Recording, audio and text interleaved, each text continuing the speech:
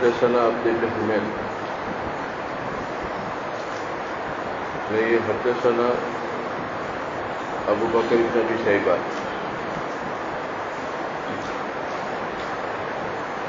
وعمر بن ناقد اور زہیر بن حرب، تین شیخ ہے اس کا، امام مسلم رحمۃ اللہ علیہ کے. قالوا حدثنا سفیان بن عیینہ عن الزہری عن سالم بن ابی، انہوں نے یوں کہا کہ ہمارے استاد سفیان نے زہری سے اور انہوں نے سالم سے، اور سالم نے اپنے والد صاحب سے فرمایا ان کے ابا نے سمع النبی صلی اللہ علیہ وسلم، حضرت نبی پاک صلی اللہ علیہ وسلم سے سنا، رجلا یعید اخاہ فی الحیا، آپ علیہ السلام جا رہے تھے تو ایک آدمی اپنے بھائی کو اس طرح سے بات کر رہا تھا کہ کسی سے شرم نہیں رکھنے کی، کوئی بھی ہو اپنے شرم رکھنے کی نہیں، ایسی نصیحت کر رہا تھا. حضرت نبی پاک صلی اللہ علیہ وسلم وہاں سے گزرے. بعض حیا من الایمان، حیات ایمان اس سے روکتا ہے. اس کا بھائی اپنے دماغ سے سمجھتا تھا کہ اپنے لوگوں سے شرم رکھیں گے تو نقصان ہوگا، شرم میں. حضرت نبی پاک صلی اللہ علیہ وسلم نے فرمایا کہ حیا کبھی نقصان نہیں دی. ایک آدمی میں شرم ہے، حیا ہے، اور وہ کہا ہے کہ اتنی بڑی عمر کا ہو گیا لیکن لوگ اس کا خیال رکھیں گے، اس چھوٹے بچے کا رکھتے ہیں. تو یوں کہیں گے کہ وہ تو بیچارہ شرمیلا ہے، بولے گا نہیں، اپنے ان کو فائدہ پہنچاؤ، شرم میں نہیں بولے گا.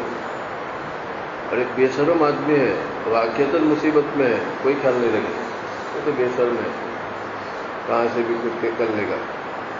تو حیا کہاں بھی ہو، اگر دیوار میں بھی حیا ہوگی تو دیوار کو بھی فائدہ ہوگا. راستے کے پتھر میں بھی شرم ہوگی، دو آنکھوں کی، اس کو فائدہ ہوگا. جس آدمی کے پاس شرم و حیا ہے، لحاظ ہے، وہ کبھی نقصان میں نہیں رہتا. اور جو آدمی میں شرم و حیا ایک دوسرے کا لحاظ نہیں، باقی میں مصیبت میں ہوگا پھر بھی پریشان، تو کوئی خیال نہیں رکھے گا. یہ نفرت کے اسباب میں سے بے شرمی، کسی کا لحاظ نہ رکھنا، جس سے نفرت پیدا ہو، ان اسباب میں سے ایک سبب ہے، اس سے نفرت ہو جائے گی اور اس کا کوئی خیال نہیں رکھے. واقعی میں مصیبت میں ہے، الجھن میں ہے، لیکن حیا نہیں تو اس کو کوئی فائدہ نہیں. حضرت نبی پاک صلی اللہ علیہ وسلم ایسا مشورہ دے جس میں اپنا نقصان ہو، جو جہاں کے لیے رحمت بن کے آئے. آدمی خالی سر پکڑ کے یوں سوچے کہ حضرت نبی پاک صلی اللہ علیہ وسلم خاتم الانبیاء رحمت للعالمین، اور جہاں کی انسانیت کے لیے پیکر رحمت بن کے آئے، وہ ایسا مشورہ دے ہی نہیں سکتے ہیں جس میں نقصان کوئی بھی بات میں. آپ نے سامنے فرمایا کہ بھائی داڑھی بڑھاؤ، پاجامہ اونچے لو، جھوٹ مت بولو، سچ بولو، یہ جتنی باتیں اس میں کوئی، یہ اللہ کے رسول کے مشورے ہیں، اللہ کا حکم، اس میں کوئی نقصان ایسی بات نہیں ہو سکتی. یقین رکھ. حضرت نبی پاک صلی اللہ علیہ وسلم نے فرمایا کہ الحیا من الایمان، تو بھائی کو ایمان سے روکتا ہے. حیات ایمان کی ایک صفت ہے. حضرت جنید بغدادی رحمۃ اللہ علیہ کے قول امام نووی نے نیچے نقل کیا ہے.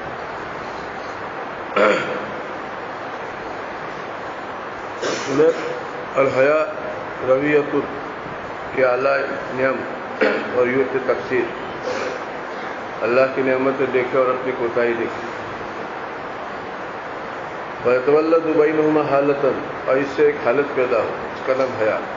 ایسا دیکھتے آتا ہے، ہم پڑھنے کے زمانے میں حیثیت زیادہ دیکھتے تھے، سڑک اور لمبی سورات نہیں دیکھی. لمبی لمبی سورات تو پیچھے پیچھے آ رہے، پیچھے پیچھے، جیسے ایک آدمی مرغی پکڑ لیں، بچے کیسے پیچھے پیچھے آ گئے، وہ تو پیچھے پیچھے آتا. الحیا رویت الاعلی من النعم ورویت التقصیر، اللہ کی نعمت کو اعلیٰ اللہ کرے، اس کو کوئی آدمی دیکھے، ورویت التقصیر پہ اپنی کوتاہی دیکھے.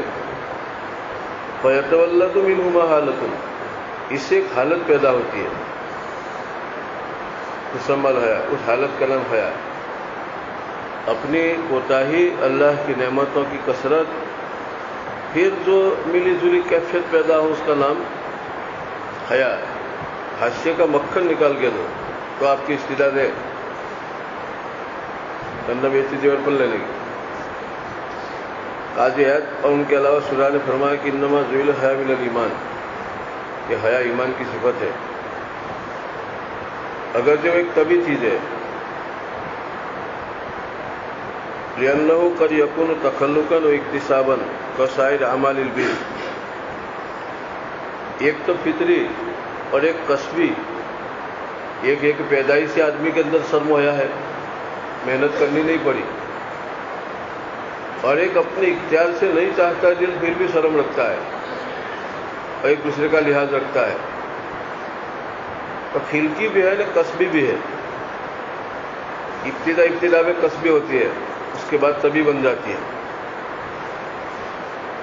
دیکھو وقت یکون غزیرۃ، اور آخر میں جا کے کسبی چیز بھی کیا بن جاوے؟ طبیعت بن جاوے. ایک آدمی کو زبردستی سچ بولتا ہے، رہتے پھر اس کی طبیعت بن جائے گی سچ بولنے کی. اور کبھی طبی ہے لیکن شریعت کے قانون کے اعتبار سے اس کو استعمال کرتا ہے تو کسبی ہے استعمال کرنا. دیکھو آدمی کی طبیعت میں سفید جھرڑ پھر اللہ نے غضب رکھا، غصہ. بیل کو اللہ نے سینگ دیے، ان کے طور پر دیکھتا ہے کیا میرا نقصان ہوگا تو وہ سینگ سے دفاع کرتا ہے، ڈیفرنس کرتا ہے. بچھو کو اللہ نے دنکھ دیا، دنکھ لیس جنی. بچھو کو یہ لگتا ہے کہ مجھے کچل دے گا تو ڈنک مار کے ہٹائے گا. اب سبحانہ و تعالیٰ نے ہر ذی روح کو اپنے سے ضرر دفاع کرنے کے لیے، ڈفرنس کے لیے کچھ نہ کچھ دیا. انسان کو اللہ نے غصہ دیا کہ غصے میں آتا ہے تو اپنا جو نقصان ہے اس کو ہٹاتا ہے. یہ طبی چیز ہے غصہ. لیکن اس غصے کو استعمال کرنے کی جو جگہ ہے وہ شریعت نے بتائی، ان جگہوں پہ استعمال کرنا. تو پھر یہ غضب کیا بن جائے گا؟ دین بن جائے گا. شریعت نے جگہ دی کہ یہاں استعمال کرنے کا، یہاں نہیں کرنے کا. جب ایک آدمی میں غیرت ہے اور غیرت میں غصے کو استعمال کرتا ہے، یہ محل میں استعمال کیا. ایک چیز بذات پوری ہے لیکن بالغیر اضافتاً اس میں خوبی آ جاتی ہے. جیسے گوبر گائے بھینس کا ناپاک ہے لیکن کھیتی باڑی کی نسبت سے نعمت ہے، پیداوار زیادہ ہوگی. اب اس کو ایک آدمی اٹھا کے کپڑوں پر رکھتا ہے تو نمک نہیں ہوگی، اور کھیت میں رکھتا ہے تو مٹھاس پیدا ہوگا. محل استعمال. گوبر تو ہے لیکن اس کے استعمال کے اعتبار سے کہ اس کے پاس گھر بھر کے گوبر ہے، لاک کیا ہے. اب دیکھنا ہے استعمال کہاں کرتا ہے وہ. اب کھانے میں ڈالتا ہے، آٹے میں ڈالتا ہے، روٹی بناتا ہے، تو غلط استعمال کر رہا ہے، نقصان ہوگا. لیکن اپنے باغیچے میں، اپنے کھیت میں ڈالتا ہے تو پھل پھول زیادہ اور لذیذ پیدا ہوں. اسی طرح غصہ شیطانی چیز ہے. اب اس کو استعمال کے اعتبار سے ثواب ملے یا سزا ملے، محل استعمال. اسی طرح حیا، شرم، اس کو استعمال کرنے کا ہے. یہ محل استعمال کے اعتبار سے ایک طبی چیز ہے، کسبی ہے، اکتسابی ہے.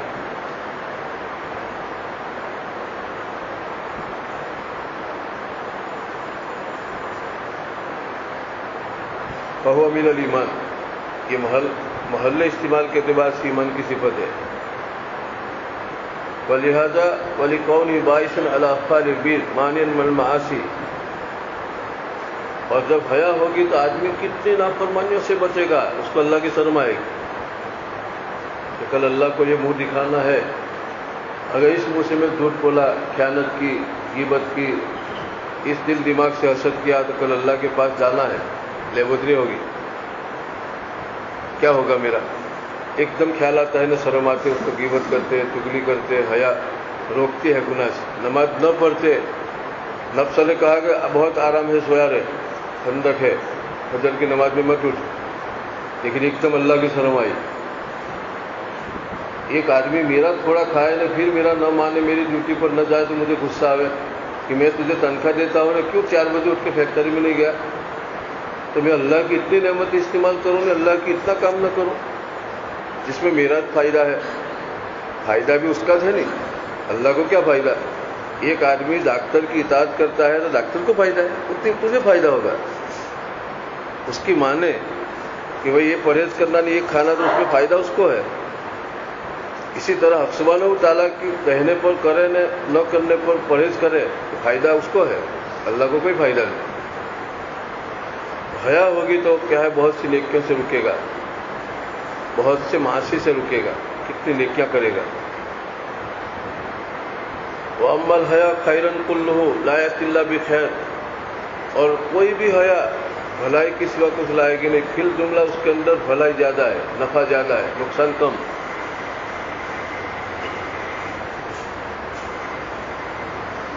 اعتراض ہوتا ہے کہ کبھی کبھی آدمی کو شرم آتی حق بولتے بھی، یہاں تو کسی کا حق جا رہا ہے۔ ایک آدمی نے کسی کے پاس 1 لاکھ روپے لیے اور یہ اس وقت تھا، اب اس نے انکار کر دیا کہ نہیں 2-3 سال میں نے کہاں لیے، اب ان کو پوچھے کہ ان کو پوچھے، یہ بھی تھا۔ اب ان کو یوں کہتے اس لیے شرم آتے ہیں کہ جو انکار کرتا ہے وہ اونچا ہے آدمی ہے، اور ان کا ان سے تعلق ہے، اب ان کے سامنے یوں کہتے کہ نجات آیا تھا میں، ہم یوں کہتے شرم آتی ہے۔ تو دیکھو یہاں شرم نے کیا ہے، اس کا 1 لاکھ روپے کا حق دبایا، کہا کہ حیا بھلائیت لاتی ہے۔ تو اعتراض ہوتا ہے کہ کبھی کبھی حقوق بھی برباد ہوتے ہیں حیا سے۔ زید ہے، زید اس کے پاس عمر نے آ کے غیبت شروع کر دی اسلم کی۔ اب یہ عمر اسلم کی زید کے سامنے غیبت کر رہا ہے۔ اب زید کو یوں کہتے اس کو شرم آتی ہے کہ تجھے کیا پڑھی رہنے دیں، یہ بہت بڑا گناہ، یوں کہتے شرم آتی ہے۔ اور غیبت کرنے والے کی غیبت اس لیے سن رہا ہے کہ اس کو نہ کہتے شرم آ رہی ہے، غیبت والے کو روکتے شرم آ رہی ہے۔ تو دیکھو یہاں حیا نے ایک گناہ کروایا، اور ایک مسلمان کا آبرو حق ہے، اس حق کو ابطال کروایا، باطل کروایا۔ تو حیا بلایت لاتی ہے، تو بہت سی جگہوں کے اوپر شرم سے اس طرح سے بھی ہوتا ہے۔ امام نووی رحمۃ اللہ فرماتے ہیں کہ اس کو حیا نہیں کہتے ہیں، اس کو تو مداہنت کہتے ہیں۔ مداہنت کا معنی ہے کہ حق کی جگہ پر بولنے کی ہمت نہ ہو، تو یہ تو بزدلی ہے، یہ اس کو جو روکتا ہے وہ کم ہمت ہی روکتی، حیا نہیں۔ بولنے سے جو روک رہی ہے اس کی ہمت نہیں، اس لیے وہ بول نہیں سکتا ہے، وہ اس کو تعبیر کرتا ہے کہ شرم نہیں ہے، یہ کیا ہے، مداہنت ہے۔ دیکھو اس کو ایک جواب دیا۔ کبھی کبھی امر بالمعروف سے بھی رکتا ہے۔ ان صاحب الحیا قد یستحی ان یواجہ بالحق من یذلہ فیترک امرہ بالمعروف، اور اپنے سے اونچے آدمی کو امر بالمعروف سے بھی روکتا ہے، روکنے سے روکتا ہے۔ یحمل الحیا علی الاخلال ببعض حقوق وغیر ذلک، اور بہت سے حقوق حیا کی وجہ سے پامال ہوتے ہیں عادتاً۔ وجواب هذا ما أجاب جماعة من الأئمة من الشيخ أبو عمرو ابن صلاح رحمه الله أن هذا المعنى الذي ذكر ليس بحياء حقيقة، یہ حقیقتاً حیا نہیں، اس کو عجز کہے۔ آپ نے سامنے کہا کہ اللہم انی اعوذ بک من العجز والکسل، اے اللہ میں پناہ مانگتا ہوں عجز سے، کسل سے۔ کسل معنی سستی، اور این جیم نے زا کا معنی ہمت ہار جانا یا کم ہمتی، اس طرح سے یوں کہ اپنے کچھ نہیں کر سکتے ہیں، یہ خیال کیا اس کو مداہنت کہے۔ وَإِنَّمَا تَسْمِيَةُ حَيَا مِنْ اطلاق بعض اہل العلم اطلقوا مجازاً، لوگوں نے عرفاً اس کو حیا کہا کہ شرم، لیکن حقیقتاً حیا نہیں ہے، حقیقتاً حیا نہیں ہے، حقیقتاً مداہنت ہے۔ وَإِنَّمَا حقیقت الحیا، حقیقت میں حیا ایک صفت ہے جو مکروہ چیز کو چھوڑنے پر آمدہ کرے، اور ایسی چیز جس سے اپنے ڈاؤن ہوئے، ایسے صفات اختیار کرنے سے بھی روکے۔ قرض لے کے آدمی پھر جائے کہ نہیں لیا تو اس کو ایک دم روکے گی حیا، کہ ڈاؤن ہو جائے گا سوسائٹی میں، لوگ پوچھیں گے بھی نہیں کہ تو بہت خراب آدمی ہے، لوگوں کے حقوق دباتا ہے۔ اب یہ چیز اس کو دینے پر آمدہ کرے گی۔ آدمی کو اللہ کا ڈر ہے یا سماج کا؟ آدمی کو شرم اللہ کی ہے یا سماج کی؟ اللہ کی شرم نہیں تو کم سے کم لوگوں کی شرم آئے گی، محلے والوں کی، کہ محلے والے پھر کیا کریں گے، ان کے سامنے جاتے شرم آئے گی کہ پیسے لے کے نہ کہتا ہے، اور دونوں کی شرم نہیں، نہ اللہ کی نہ حیا کی نہ عرف سماج کی، تو آدمی بے باک ہے، وہ تو گیان پر ہے، سرکشی پر ہے۔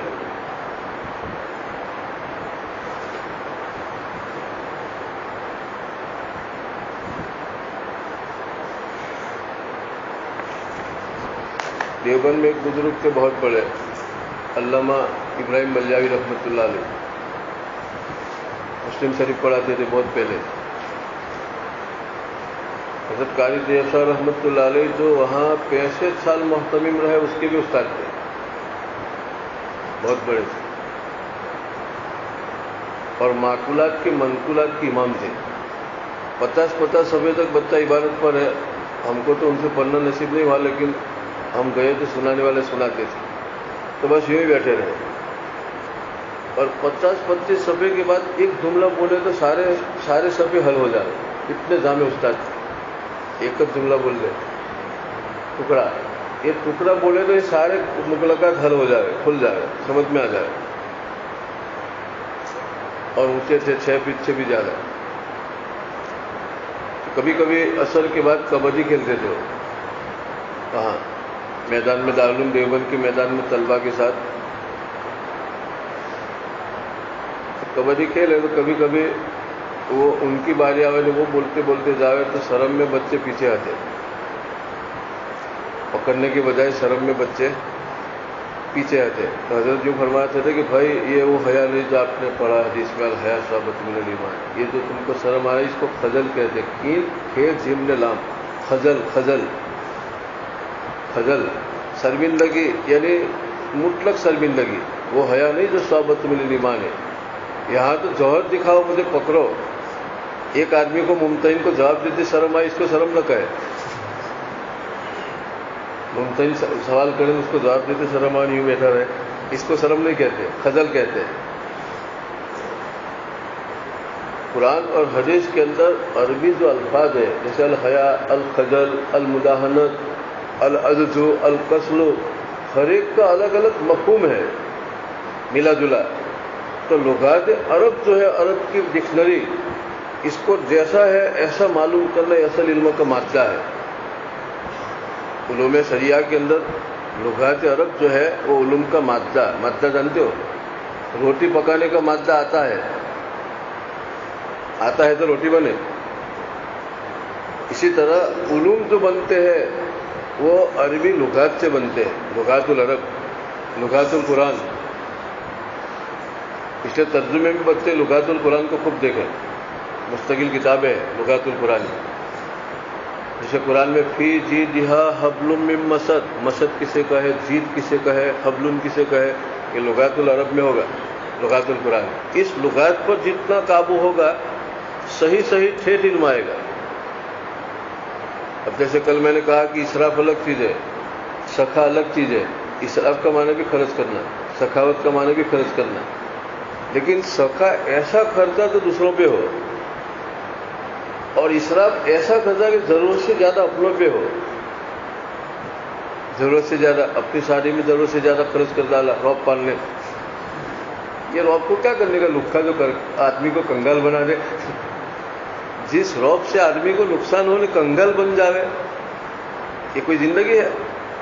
ایک تھوڑی دیر کے لیے آدمی باروب بنے اور پوری زندگی غلامی کرنی پڑے، اور پوری زندگی غلامی کرنی پڑے، 100 ہو تو 200 ہو تو 500 ہو تو، ایسی زندگی کیوں گزارتا ہے؟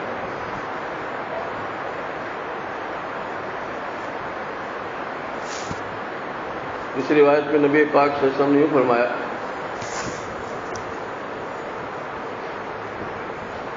کہ حسین فرماتے ہیں کہ آپ نے سامنے فرمایا کہ الحیا لا یأتی الا بخیر، حیا ہمیشہ طرف بھلائی لاتی ہے۔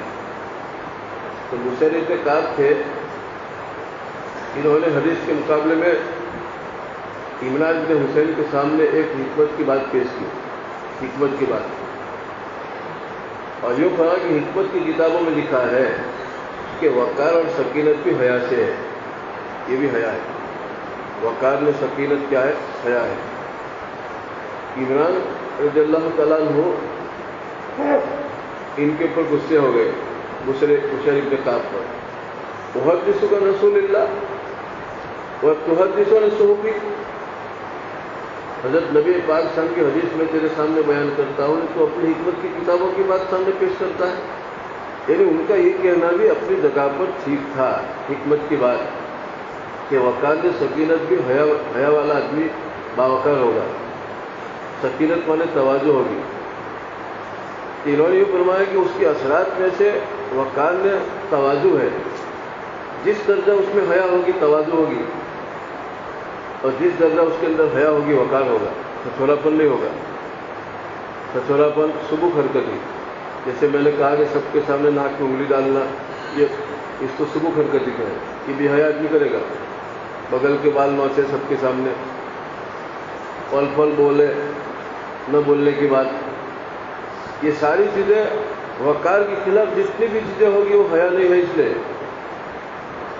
تو کہا کہ الوقار و سکینت منہ. حیا کے اندر حیا کی بات میں سے یہ بھی ہے کہ آدمی میں وقار ہو. سکینت مانے تواضع. السکینت فی اہل الشاء. حدیث میں آتا ہے کہ بکری چرانے والوں میں تواضع ہوتا ہے کیونکہ ان کی صحبت بکریوں میں ہے. اور بکری اتنی متواضع ہے کہ وہ بولتی ہے تو سنگ دل آدمی کا دل بھی پگھل جاتا ہے. اس کی بولی ایسی ہے. تو صحبت کثرت. آپ علیہ السلام نے فرمایا یا السکینۃ فی اہل الشاء، بکری چرانے والوں کے اندر تواضع ہوگا، صحبت کا اثر آئے.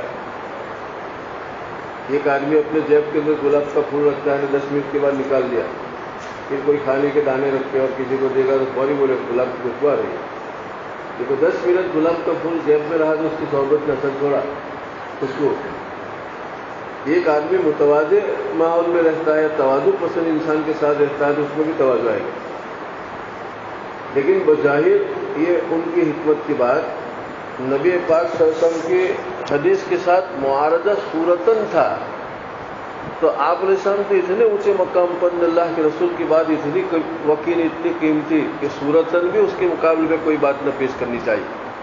معارضہ ان کی اپنی رائے کیا ہے؟ حدیث کے سامنے اپنی رائے کا دانہ ہے. رائے کے دانے سے بھی کم حیثیت. اس لیے حضرت بشیر رضی اللہ تعالیٰ عنہ کو حضرت عمران ابن حسین غصے میں کہہ رہا ہے کہ احدث کر رسول اللہ کے رسول کی حدیث کے سامنے اپنی حکمت کی بات پیش کرتا ہے. یہ ادب کے خلاف ہے. یہ حکمت کی بات بھی ایک قسم کا علم ہے لیکن وہ دوسرے نمبر کا علم ہے. تو پہلے نمبر کے ایک آدمی ٹرین اگست کرانتی اسٹیشن پر کھڑی ہے، اپنی سائیکل لا کے کھڑی کر دے کہ دیکھو میری بھی گاڑی ہے، میری گاڑی بھی چلتی ہے.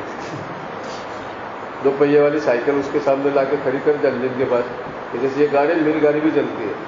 تو سائیکل کی کوئی حیثیت ہے انجن کے سامنے؟ تو آپ علیہ السلام کی زبان اقدس سے نکلے ہوئے ارشاد کے سامنے کسی کی بات کوئی بات ہے تو صورتاً پیش کرتا ہے معارضہ میں. یہ ادب ہے. چلو. وحدثنا يحيى بن حبيب الحارثي وبسند المتصل حدثنا عمران يومئذ قال قال رسول الله صلى الله عليه وسلم الحياء خير كله او قال الحياء كله خير. فقال بشير بن كعب انا لنجد في بعض الكتب عن الحكمه ان منه سكينه ووقار الله قال ومنه ضعف. قال فغضب عمران حتى مرت عيناه وقال الا ارى احدثك عن رسول الله صلى الله عليه وسلم وتعارض فيه. قال فاعاد عمران الحديث. قال فاعاد بشير فغضب عمران. قال فما زلنا نقول انه منا يا ابا بكر انه لا باس به. حدثنا اسحاق بن ابراهيم وبسند المتصل يقول عن عمران بن حسين عن النبي صلى الله عليه وسلم وحديث حماد بن زيد. حدثنا ابو بكر بن ابي شيبه وبسند المتصل عن سفيان بن عبد الله الثقفي قال قلت يا رسول الله قل لي في الاسلام قولا لا اسال عنه احدا بعدك. وفي حديث ابي اسامه غيرك قال قل امنت بالله ثم استقم. سفیان بن عبداللہ الثقفی فرماتے ہیں میں نے کہا کہ یا رسول اللہ اسلام کے اندر مجھے کوئی ایسی جامع بات تو آپ کے بعد کسی کو پوچھنا نہ پڑے. وہ کہاں دور دور سے آتے ہوں گے اس لیے پوچھا. ایک روایت میں ہے کہ غیر آپ کی سوا کسی کو کوئی بات پوچھو نہ. نبی پاک صلی اللہ علیہ وسلم نے فرمایا قل آمنت باللہ ثم استقم. ایمان کے بعد ایمانیات پر استقامت. ایک ہے ایمان اور ایک ہے ایمانی صفات، اور ایک ہے ایمان اور ایمانی صفات پر استقامت. ان الذین قالوا ربنا اللہ ثم استقاموا. تتنزل علیہم الملائکہ الا تخافوا ولا تحزنوا وابشروا بالجنہ. قرآن نے کتنا انداز استقامت کی فضیلت بتائی. جو لوگ ایمان کے بعد استقامت پر ہے، جم گئے ایمانیات پر، ان کے اوپر رحمت کے فرشتے نازل ہوتے ہیں. ان کے دل میں یہ بات ڈالتا ہے کہ گھبراؤ مت، کوئی خوف مت رکھو، تم کو جنت ملنے والی ہے. استقامت سے بڑھ کے کوئی کرامت نہیں. ایک استقامت اور اس کے مقابلے میں لاکھوں کرامات ایک استقامت کا مقابلہ نہیں کر سکتا ہے. ایک آدمی سچ بولتا ہے لیکن سچ پر پابندی. ایک آدمی صبر کرتا ہے،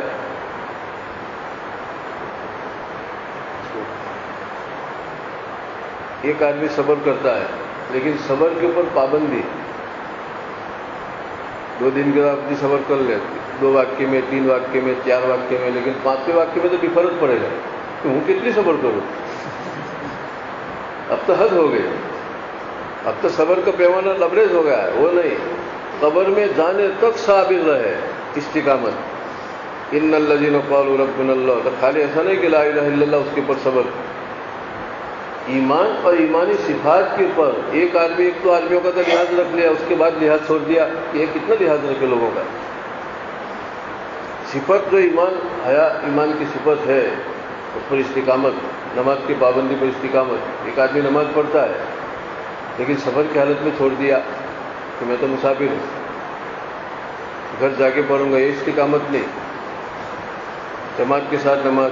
خیر العمل ما دیم علیہ، بہترین عمل جس پر پابندی اور ہمیشگی ہو. ایک آدمی سنت کی اتباع کرتا ہے کھانے میں، پینے میں، نشست میں، برخاست میں، لیکن 1 ہفتے کے بعد چھٹی. ایسا نہیں. قبر میں جانے تک آدمی اتنا طے کر لے کہ دنیا تو ہے تھکنے کے لیے، اور قبر میں آرام و آرام. اگر چند دن کے لیے کسی آدمی نے اپنے آپ کو تھکایا تو کتنی مزہ سونے کی. سونے کا تو حید ہے، اٹھنے کا حید نہیں، جاگنے کا نہیں ملے گا. یہ دنیا دار عمل ہے. الیوم دار العمل والا حساب، آج کوئی حساب نہیں. اور غدن دار الحساب والا عمل، کل قبر میں اترنے کے بعد عمل کا دروازہ بند. اب حساب کتاب، تم نے جو کیا اس کا اجرت ملے گی. آدمی اپنے نفس کو اس بات کا عادی بناوے کہ یہ دنیا ہے تھکنے کے لیے اور قدم قدم پر مزاج کے خلاف حالات سہنے کے لیے. اس حالت کے اندر آدمی استقامت کے ساتھ پار اترتا ہے، ساحل پر، کنارے پر جاتا ہے، قبرستان. یہ مرد مومن ہے. آپ علیہ السلام نے فرمایا قل آمنت باللہ ثم استقیم. ایک کام کر، آمنت باللہ یعنی ایمان اور ایمانی صفات کے بعد اس کو عقیدہ بنانے کے بعد استقامت اختیار کر لے. پابندی یہ اصل چیز ہے. لوگ کرامت کو اصل سمجھتے ہیں.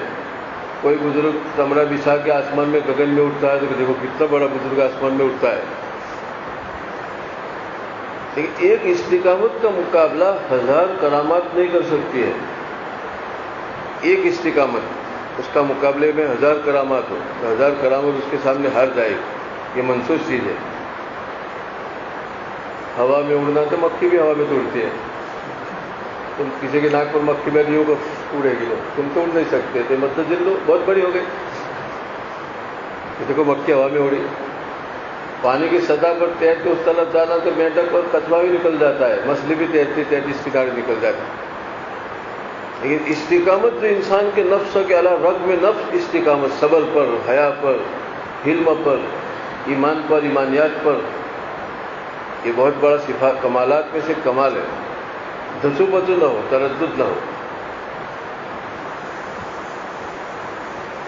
ڈر جا اتنا بڑا دیکھو ہی ماشاء اللہ. مصنف کا بھی ابا لگتے ہیں. کوئی دیکھا دیکھو مصنف رحمۃ اللہ علیہ کہاں کے تو پڑھنا ہے کہ جماعت میں ہے؟ جماعت میں ہے.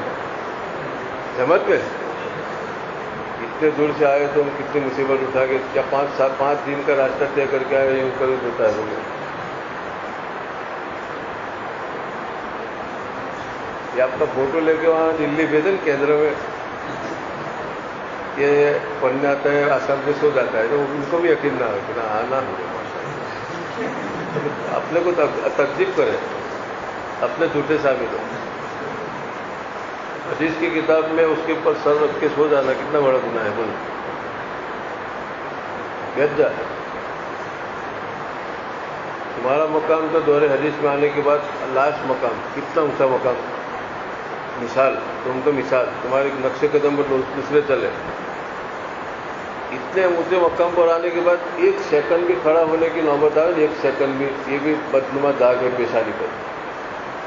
جب دوڑے پڑتے تو کھڑا ہونا پڑا تھا۔ ابھی منموہن کو ایک سیکنڈ کی بھی سزا لگے، ایک سیکنڈ تو ابھی ڈاؤن ہو جائے، کیونکہ اتنی اونچائی پر ہے، اتنی اونچائی پر۔ اور دارو دینے والا ٹافک بولے جن کو 900 سال بھی رکھے تو ابھی کوئی نہیں، عید ہے، ان کی کوئی فرق نہیں پڑے گا۔ تمہارا مقام پہچانو۔ حضرت شیخ رحمۃ اللہ علیہ، زکریا رحمۃ اللہ علیہ پاکستان گئے، مفتی شفیع صاحب رحمۃ اللہ نے کہا کہ حضرت بچوں میں بات کرو طلبہ میں مختصر۔ شیخ زکریا رحمۃ اللہ علیہ کو جنہوں نے فضائل اعمال لکھی، دنیا کی کوئی بھی زبان میں فضائل اعمال ہے اور پوری دنیا میں اس کو لوگ پڑھ کے بنے، کتنی مسجد آباد ہوئی، تبلیغ جماعت والوں کو نصاب دیا، نصاب نہ ہوتے کیا کام کرے؟ جیسے عربی اول کا بچہ کتابیں پڑھ رہے ہو، کتابیں لے لے تو یہ نصاب دیا حضرت شیخ زکریا رحمۃ اللہ علیہ۔ اور جتنے ٹوس کے حضرت جی بنے آج تک، حضرت شیخ زکریا رحمۃ اللہ علیہ کے پاس خالی بیٹھتے تھے بس۔ مولانا یوسف رحمۃ اللہ علیہ کتنے بڑے حضرت جی تھے، وہ خالی بیٹھے۔ مولانا انعام الحسن صاحب، یہ دو ان کے پاس بیٹھے، بس بیان نہیں کیا، بیٹھ کے دیکھ کے بنے۔ اور پھر انہوں نے فضائل اعمال لکھ کے ان کو دیا کہ لو تم تبلیغ کا کام کرتے، نصاب دیتا ہوں۔ وہ کہاں گئے؟ پاکستان۔ مفتی شفیع صاحب نے کہا کہ تم بات کرو نہیں، تو کھڑے ہو کے اتنا کہا کہ بچوں اپنے مقام، میرے پیاروں اپنے مقام کو پہچانو، بس اپنے مقام کو پہچانو اور طالب بن کے رہو۔ دو باتیں کریں، طلب ہو، مطلوب مت بنو، طالب بنو۔ مطلوب بنے کہ وہ میری عزت کرے، وہ مجھے استھان دے، وہ مجھے مقام دے، وہ میرا مانے، تو مطلوب بن گئے۔ مطلوب بنے تو علم نہ آئے۔ طلب ہو کہ مجھے یہ بھی چاہے، جوئندہ یا بندہ، جو ڈھونڈے وہ ملے، علم ڈھونڈنے والے کو علم ملے۔ ایک آدمی کو ٹکڑا رسے کی ضرورت ہے تھیلی باندھنے کے لیے، ڈھونڈنے نکل پڑا تو 10 منٹ میں لے کے آئے گا۔ جو آدمی جو چیز ڈھونڈتا ہے وہ ملتی ہے۔ ایک آدمی کو چتھرا چاہیے، اتنا چتھرا، اور نہیں ہے تو ڈھونڈنے نکل پڑا 10 منٹ میں لے کے آئے گا، چلو چتھر مری گئی۔ اب تم علم ڈھونڈنے آئے، اب آپ ڈھونڈو گے تو جوئندہ یا بندہ، فارسی میں مقولہ ہے، ڈھونڈنے والے کو ملے، جو چیز ڈھونڈے اس کو وہ چیز ملے، قاعدہ ہے۔ تو کہا کہ طالب بن کے رہنا اور اپنے مقام کو پہچانو۔ اب اپنے مقام کو پہچان کہ ہم تو دور حدیث پڑھ رہے ہیں، اس سے اونچا کوئی کلاس نہیں، تو ہم کو اس طرح سے رہنے کا باوقار کہ ایک سیکنڈ کے لیے بھی کوئی کھڑا نہ کرے، کوئی ہمیں کیا کھڑا کرے، ہمارے سامنے ادب سے بات کرے۔ یہ اپنے مقام کو نہ پہچانے تو پھر گئے۔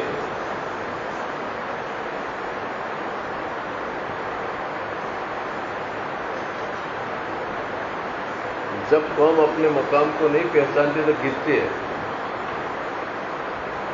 حیرت نہ کر دیکھ کر تو بدن میرا، ان رفتوں کو دیکھ جہاں سے گرا ہوں۔ کوئی آدمی کے ٹکڑے ٹکڑے ہو گئے تو کہا کہ میرے ٹکڑے مت دیکھو، یوں دیکھو کہ میں کتنی اونچائی پر سے نیچے آیا، تو اتنے ٹکڑے ہوئے، پہلے میں کتنی اونچائی پر تھا۔ اگر نیچے نیچے گرتا یوں تو ٹکڑے نہ ہوتے۔ حیرت نہ کر دیکھ کر سور بدن میرا، میرے بدن کے ٹکڑے دیکھ تعجب مت کر، ان رفتوں کو دیکھ جہاں سے گرا ہوں میں۔ ایک زمانہ تھا کہ اتنی رفت پر تھے ہم مسلمان، اور ابھی دیکھو اپنے مقام کو نہیں کہا۔ 800 سال ہندوستان میں حکومت کی، 800، یوں تو 1100 سال کی، لیکن 800 سال ڈھنگ سے کی۔ اور 300 سال دکھتے دکھتے لگا، اب ڈوبی کال ڈوبی، اثر کے بعد ڈوبی، یعنی ناؤ حکومت کی دکھتے 300، کتنی مضبوط حکومتیں ہوگی، تو دکھتے 300 سال لگے، اور ابھی حالت دیکھو، تاریخ بھول گئے تو حالت دیکھو، کوئی استھان نہیں ہے، سیاست میں کوئی مقام نہیں، چور ہو گئے۔ کہا کہ حیرت نہ کر دیکھ کر چور بدل میرا، ان رفتوں کو دیکھ کہاں سے گرا ہوں۔ میرے ٹکڑے بتا رہے کہ ایک زمانے میں کتنے اونچائی پر میں تھا، جن کے جلوے نہ سما سکتے تھے، ایوانوں میں، شاہی محل میں، شاہی بادشاہوں کے گریبان سے کھیلنے والی قوم تھی مسلمان، لیکن آج 2 پیسے کا پولی ڈنڈا مار کے لے جا رہے، وہ صاحب کرتا ہے۔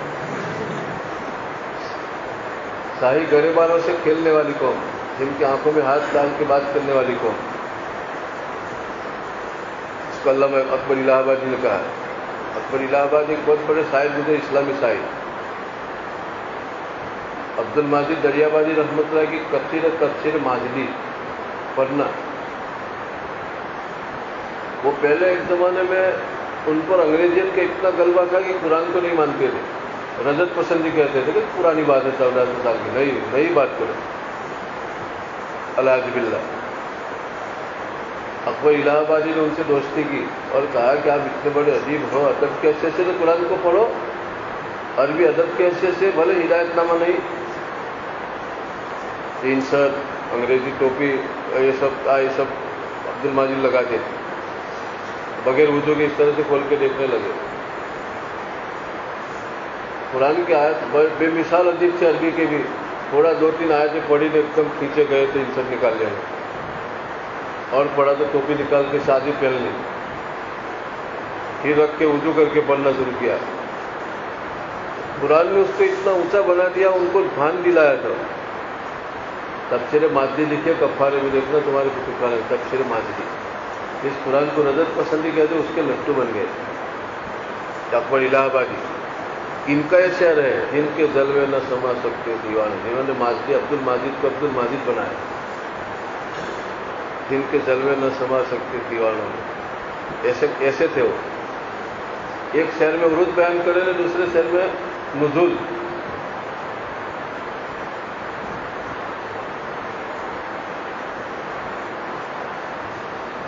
ایک دفعہ اپنے گھر میں بیٹھے بیٹھے اکیلے شعر بول رہے تھے، اس گھر میں پیسے تھے نہیں، اکبر الہ آبادی اور بزرگ آدمی تھے، انقلابی شاعر، شہر میں ٹہل رہے تھے، ایک شعر آہستہ بول رہے تھے، مانگنا ہو تو خدا سے مانگے اکبر، یوں اپنے کو کہے، اے اکبر، مانگنا ہو تو خدا سے مانگے اکبر، یہ وہ در ہے جہاں کسی کی آبرو نہیں جاتی، تم کسی کے پاس مانگو تو عزت جاوے گی، جب بھی دل میں آئے کسی سے مانگو تو اپنے آپ کو یوں کہے کہ مانگنا ہو تو خدا سے مانگے اکبر، یہ وہ در ہے جہاں کسی کی آبرو نہیں جاتی۔ انسانوں کے پاس مانگو تو عزت بھی جاوے، نہ کہہ دے تو، اور وہاں تو نہ کہنے کا سوالت بھی ہے، نہ مانگو تو ناراض، یہ ان کا شعر ہے۔